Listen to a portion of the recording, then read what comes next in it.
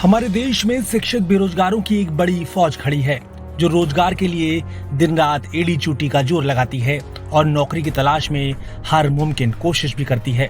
और इन्हीं बेरोजगारों की मजबूरी का फायदा उठाते हैं कुछ ठग जो नौकरी का लालच देकर इन्हें ठग लेते हैं।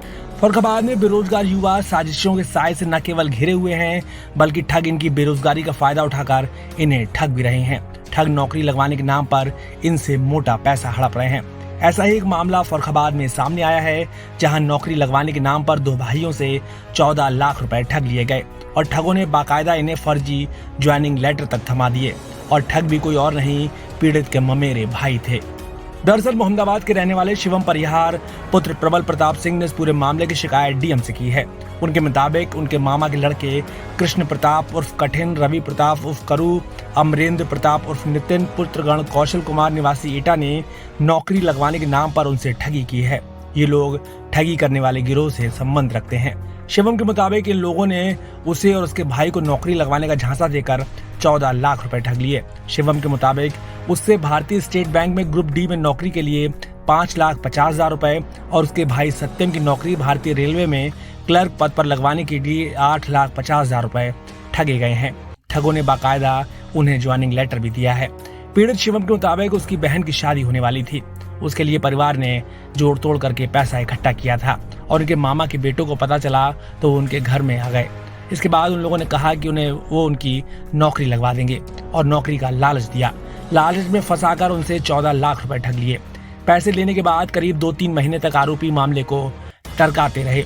जब शिवम के पिता ने पुलिस केस की धमकी दी तो आरोपी कई लोगों के साथ उनके घर आ धमके और जान से मारने की धमकी दे डाली। हम दवाई कराने के लिए आए थे साहब, 9 तारीख को उनका देहांत हो गया है। अब कर्ज वाले हमें इतना जिस सदमे में उनके पिता को हार्ट अटैक पड़ गया, लेकिन उनके पास इतने पैसे भी नहीं थे कि अपने पिता का इलाज करा पाते और इलाज के अभाव में उनके पिता की मौत हो गई।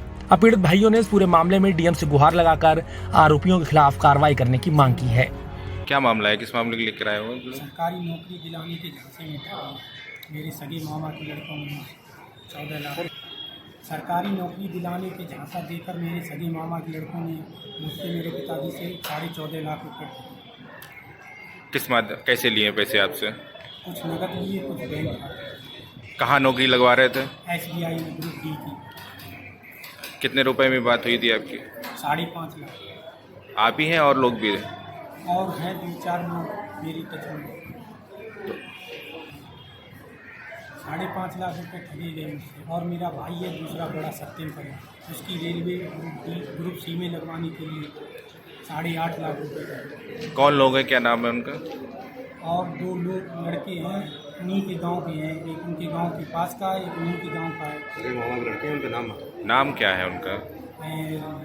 रवि प्रताप उर्फ करू, शिव प्रताप उर्फ कठिन, अमरेंद्र प्रताप उर्फ नितिन।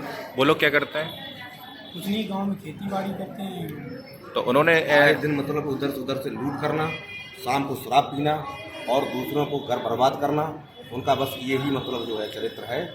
और इनका जो चाचा था उनकी संपत्ति इन्होंने अर्जित की है, इनको दे गए। वो करोड़ों रुपए की संपत्ति और रोड पे है। ये ठगी करते हैं जिससे कि अपना साम्राज्य इन्होंने खड़ा किया है।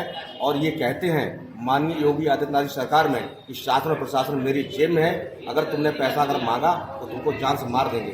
इसी सच में हमारे पापा की मृत्यु हुई। 4 तारीख को वेदांता हॉस्पिटल विपुल अग्रवाल के यहाँ दिखाने के लिए गए तो हालत नाजुक थी। उन्होंने ये कहा इनको भर्ती करना पड़ेगा। तो हमने कहा साहब पैसे हमारे पास इतने हैं नहीं तो भर्ती कर सकें। उनको घर वापस ले आए। 9 तारीख को इसी सदमे की वजह से उनका देहांत हो गया। क्या नाम है उन लोगों का? नाम बताओ उनका, क्या नाम है? एक तो कठिन नाम है साहब। प्रताप उर्फ करू, शिव प्रताप उर्फ कठिन, अमरेंद्र प्रताप उर्फ नितिन। तो उन दोनों ने ही बोला था कि एसबीआई में जॉब लगवा देंगे? हाँ, तीनों। तीनों ने ही बोला था एसबीआई में। तो किस किस की लगी जॉब और किस जॉब साहब किसी की नहीं लगी। इनको मतलब जो है यहाँ पे फर्जी ज्वाइनिंग लेटर दिया गया। तो कैसे पता चला जब आपके साथ धोखाधड़ी हो गई, कैसे पता चला? इनको यहाँ भेजा गया कि आप लखनऊ जाइए, वहाँ एक लड़का मिलेगा वो आपको ज्वाइनिंग लेटर जो है उपलब्ध कराएगा। जब ज्वाइनिंग लेटर उनको दिया गया तो वो दिखाया साहब वो फर्जी पाया गया। ये 3-4 दिन रोडों पर भटकते रहे, लिहाजा घर वापस आ गए। उसके बाद इन्होंने मतलब जो है रेलवे विभाग में कहा कि 15 दिन आप रुक जाओ, 15 दिन मतलब जो है आपकी अभी भर्ती नहीं हो पाएगी, लिहाजा आप अपने दूसरे लड़के के लिए मतलब रेलवे विभाग में पैसा दे दीजिए जो हमारी बहन की शादी के लिए रखा हुआ था। पापा ने ये कहा कि हम किसान आदमी हैं, दाल रोटी चला रहे हैं, इतना पैसा हम कहाँ से अर्जित कर पाएंगे। तो उन्होंने कहा ऐसा है कि आप अपने रिश्तेदारों से लीजिए, लोन लीजिए। लड़कों का भविष्य बन जाएगा, जो सैलरी मिलेगी उससे अपनी बिटिया की शादी कर देना। अब स्थिति ये है साहब, हम दर्द से भी अगर न्याय नहीं मिला, हमारी बहन शादी के लिए है, माँ हमारी सदमे में है, पिताजी हमारे 4 तारीख को उनका दवाई कराने के लिए आए थे साहब, कर्ज वाले आते 9 तारीख को उनका देहांत हो गया है। अब कर्ज वाले हमें इतना टॉर्चर कर रहे हैं, अवैध भाषा का प्रयोग कर रहे हैं, गाली गलौज कर रहे हैं, जिससे कि हम अपने घर पे नहीं रह पाते हैं साहब। उन्होंने ये कह दिया कि आप अपना कुछ भी करिए, हमारा पैसा जो हमें वापस करिए। अब पापा तो है नहीं साहब, तो हमारे पास कोई रास्ता नहीं है आत्मदाह करने के अलावा, क्योंकि हमने साहब जहाँ भी अर्जी दी हमारा कोई भी साहब उसमें रिजल्ट नहीं मिला है। हमें साहब मायूसी हाथ लगी है। अब मानिए मुख्यमंत्री जी से हमारा हाथ जोड़ के अनुरोध है, और इस सरकार में साहब जो इतने अराजक तत्व ये कहते हैं कि शासन प्रशासन मेरे हाथ में है, सरकार किसी की भी हो। अभी आपने ज्ञापन किसको दिया?